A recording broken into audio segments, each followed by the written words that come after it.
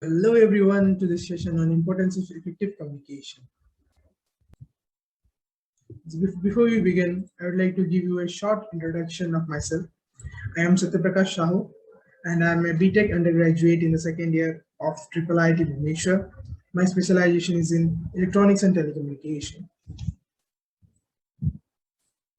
So let's begin. Without further ado, I'd like to show you the contents of today's discussion.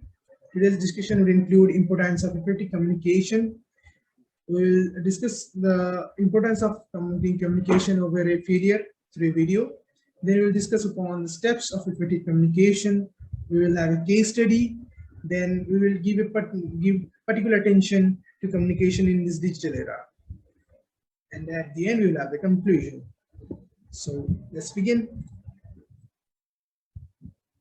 So people, man is a social animal. Interaction in the life of a man is inevitable. It lives in a civilization surrounded by people or individuals that are more or less of same intellectual. Communication on the basis of what place it takes place can be divided into three major categories. The first category is home, that is communicating with friends and families or people that we know from before. The second category is the communication in our society, that is in a place that we live, the town or city that we live in, and the people that surround us. Majority of the people are familiar with us but do not know, understand us well. They're in the cream layer of being a complete stranger and being completely own person. The third category is the workplace, that is with individuals that we need to interact on the basis of our work. Now let's talk about each of it individually. Importance of effective communication at home. They know us, they understand our psychology, they understand our thinking, and it is quite easier to talk to them. The communication style is quite informal and undecided. An effective communication with friends and families helps us in maintaining our understanding, helps us in maintaining our strong relationships. A domestic fight, a quarrel between friends can easily be solved by effective communication, by peaceful verbal methods. They can uh, prevent violence, act some very strong acts or division of relationships, etc. I would like you to give a quick glance to the points that I mentioned on the screen. And yes, communication at home helps us to feel happy and comfortable. And to the second category, that is communication in a society. As I said earlier, so in the society, we communicate with individuals whom we do not actually know much. We come across them because we live in the same society or in the same locality. For example, we go out to a coffee shop. We need to communicate with the waiter. We need to communicate with the chef or maybe the attendant. In a public transport, maybe a bus or train, we need to communicate with our co-passengers, because at different points on our life, we need to depend on each other. Effective communication at this point fosters our friendship, our social integrity, and our dependency on each other. They helps to build teamwork among ourselves based on people that are in the same scenario, and help us to achieve similar goals. They helps us to present our ideas in the public and get public opinion. It fosters cultural exchange and understanding among people living in the same society. Ultimately, uh, promoting peace, prosperity, and coordination among different people. Moving ahead to the next category that we have is the effective communication at our workplace. Depending on what an individual does, his or her workplace differs, and thus differs the people and type of people at his workplace. For example, for a student, his workplace would be a college or school. For a businessman or an officer, his workplace may be a office or a room or a cell in a blocked inside a building. For a construction worker, his workplace is a bridge under construction or maybe a building under construction. So the workplace differs and depends on the type of job a person does. Individuals surrounding a man in his workplace collaborate together, making use the best of their intellectual and physical abilities to work towards a particular goal. I request everyone to give a quick glance on the points on screen. Without effective communication, uh, the people working in a company or working under an agency would not be able to be achieving the goals in utmost productivity, efficiency, and innovation. I would like everyone to give a glance on the point mitigation conflict. Mitigation conflict refers to a barrier or the difference in perspective. The same problem may be approached by different individuals working in a group, depending on their intellectual abilities and psychological beliefs to be with different solutions. For example, in a technical hub, for a code throws out some errors. A junior level working coder would think that we should take the code to a higher authority for debugging and finding errors or repairing the code. But at the same time, the group may contain another individual of higher understanding, and he or she may try to solve the code, find the errors, and make the solution to the code same stage. He or she might not try to approach the higher level. In such a stage, it is quite very necessary that the different individuals working in a group to communicate together healthily and in a peaceful manner and negotiate ideas and find the perfect solution to a problem. This could not be easy without effective communication. So let's move ahead. In a nutshell, I would like to summarize the advantages of effective communication. It helps us to be a better person as an individual. It makes our work easier at every stage of life. It helps us to present and navigate our ideas to the public and understand ideas from others. It helps us to achieve goals faster and efficiently, easily, and with less workload. It helps us to have effective social abilities, which is very essential, and it helps us to have a sound mental health. So, keeping up the energy of this session, I would like everyone to pay attention to a very short and interesting video. Hello. How much are they asking? Well, that's a lot of money for a deck. Well, I hate to tell you this, but you're getting robbed. Did you hear me? You're getting robbed.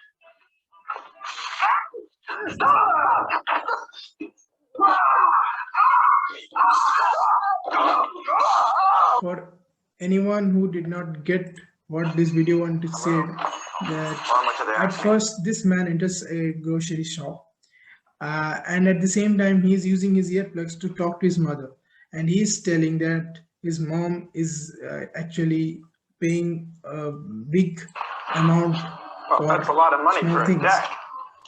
as you can see. Well, I hate to tell you this. And he says in an informal manner that mom, by paying making such expenditures, you are actually getting robbed.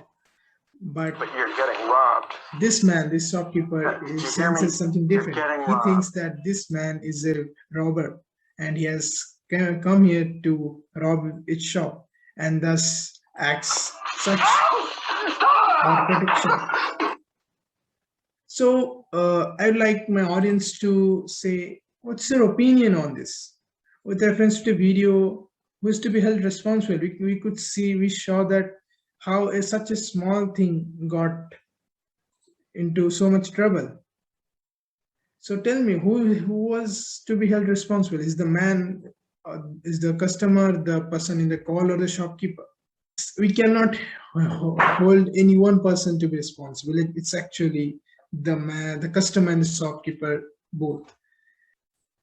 So can you suggest some ways how the communication in that case could have been saved? So to find the answer of this question, we'll move ahead in our presentation. That's the steps of effective communication. So effective communication can be break down into three major parts, that is listening, understanding, and responding. Now let's look at these one by one. Listening. Listening involves hearing the words that are being said, taking non-verbal cues such as body language, facial expressions, plus paying attention to the voice modulation. We then move to the next stage of communication, that is understanding. Understanding or giving meaning to what we have heard.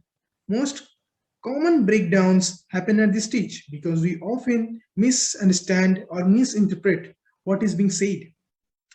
When we make errors in interpretation, we are likely to respond incorrectly as well. Let's take an example of a workplace scenario. When a senior authority inquires you if your task is completed, if you interpret it as blaming or being late, you are likely to be angry, and thus your response will be according. However, if you interpret it the same question as a gesture of concern, you would be polite, feeling less defensive on your response.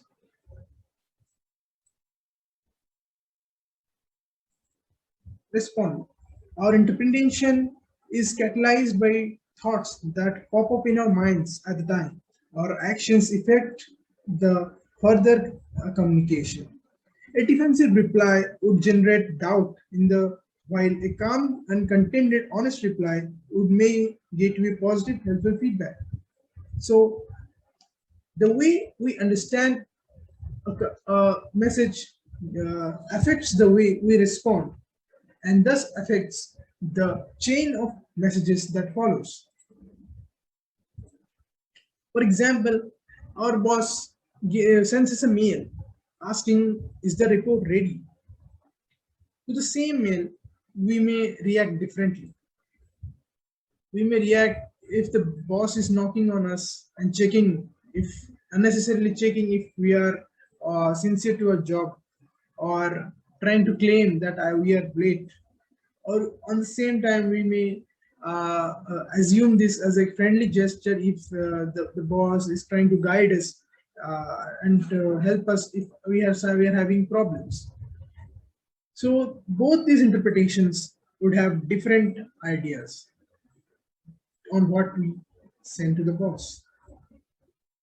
Moving ahead, now I will show you some additional tips that would help us in making our communication effective. Every time, try to make and distribute an agenda prior group discussions. In case of group discussions, it is important that every person in the group should be aware of what the topic that is we are going to discuss, because every person is somewhere busy and is has found some time from his schedule to attend this meeting. Need to discuss the main and the most important topic within the stipulated time. It is important that we should also listen to others' opinions and take points to them and bring them to the floor for discussion. This is because we need the communication to be active and not monotonous. It is preferable that we maintain minutes of the communication of the group discussions so that we can take points that we may discuss or research in the future. Moving ahead to the very interesting topic of our today's discussion, communication in the digital era. In the present times, when digitalization is at its peak, it is important to understand digital communication methods and etiquettes. At this stage of pandemic, when the world was locked inside the homes, Had not there been this technology connecting us all over the world, education, health, businesses would have no chance to grow. Everything would have been really in a standstill. It becomes highly important to discuss the digital communication, its weights and points to make it effective. Digital communication can be broadly divided into two categories. The first one is instant messaging, that is communicating through text using apps like Messenger, WhatsApp, Telegram, or the email. The second category is the video conferencing, using the applications like Google Meet, Zoom, Skype, Hangouts, or FaceTime. Important top things that we must keep in our notice during text messaging. Avoid using block letters. Using block letters feels of kind rude to the person who is receiving. Using symbols and emojis helps in communicating our ideas, our emotions, and feelings. The third one topic is to be responsive. By this, I mean if we get a message in our email or in a message in a WhatsApp or Telegram, we should give a reply, not just see it and just leave it. We should not ignore that. The person, uh, the communication should get a reply and should be carried on and ended with. It is very rude to ignore such messages. And then the fourth, be patient. The That means if we send a message, maybe the person receiving the message is not online and has not seen the message, or maybe he or she has seen the message, but due to some circumstances being busy in his life, could not reply back. In that case, be patient. Send another message asking him to reply. The fifth note is the keep your text short, because in today's time, a person on his daily life receives lots of emails about messages on everyday basis. In such a scenario, to make the person read your message, it's important that you keep your text short and crisp. Otherwise, it is likely to be getting ignored. It is important that we should not send confidential info over the internet. It is possible that our messages would be tapped in the beginning, in between transferring, or maybe at the time when the receiver is reading. The seventh note: avoid discussing complex topics. This is very important to understand that text messaging and instant messaging may generate a lot of misunderstanding between two persons or a person in a group, because text messaging lacks modulation, lacks eye contact, lacks movement of body or the body posture that may help, that may lead to conveying of some misunderstood or unnecessary data at the receiver's end. On the eighth, we end the conversation properly. It is quite important that we end something that we started on the online version. The next topic will be things to remember during video conferencing. So, texting and video conferencing in today's time has been a very common uh, event in everyone's life. So, in video conferencing, it is quite very important that we have a proper internet connection for watching and also streaming our own video to the viewers. Also, it is we need to ensure if we are visible and audible properly to the audience, and the same on our behalf.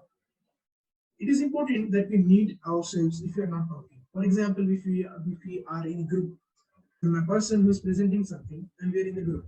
If we It is very good that the other people in the group should mute their mics. There is possibility of that some external disturbances or some noises that may affect the conversation. And it is very important that we should try to look at the camera. Maintaining eye contact is very important in person to person, but at the same time, looking at the screen, the computer screen or the mobile screen, is we should try to looking at the camera, because the person who will be viewing the picture will get a feeling that the other person is paying attention to him or her. Then the fifth point will be talk slowly, because maybe the audio that is being transferred is quite glitchy. Maybe there is a fall in quality. and maybe the volume is low. Then at this place, talking slowly is a very good note. The sixth note, try not to cut in while someone is speaking. That is, as I said before, avoid noises. If someone is delivering a speech or telling something, it's better we use options in our online conferencing like raise hand or flag option so that we can give our opinions or we can raise our voice after the man completes and not cutting in between. That's that this is a quite very impolite behavior and it's very rude. Then on 7 point, keep room for discussion. Uh, the same point that I said before in a group, regarding group discussion, that we should always try to include every participant in the video conference. Telling every participant to switch on their video cams fosters attention of every participant and inclusion into the topic. And the eight will be respond to others' queries. It may feel that sitting online attending video conferences may give you an option to ignore others' queries or feedbacks, but at the same time it is quite impolite to respond to this. Let's move on. So we have come to the end of this session. And now I would like to give a quick conclusion to it. Hope everyone has enjoyed the session and this session very informative. The importance of effective communication can never be ignored. The points that I mentioned in the earlier, effective communication makes you a good person. It helps you to reduce your workload, work in collaboration, achieve goals, and make your work get public agreement. Every participant is responsible and for coordinating together, making a conversation effective. Whether you are talking a person to person or talking in a group, every person who is a participant, every person is a listener, every person is also a speaker. So it's the responsible work of every person to coordinate together, making the conversation effective and healthy. So with this, thank you everyone. Hope you like the session.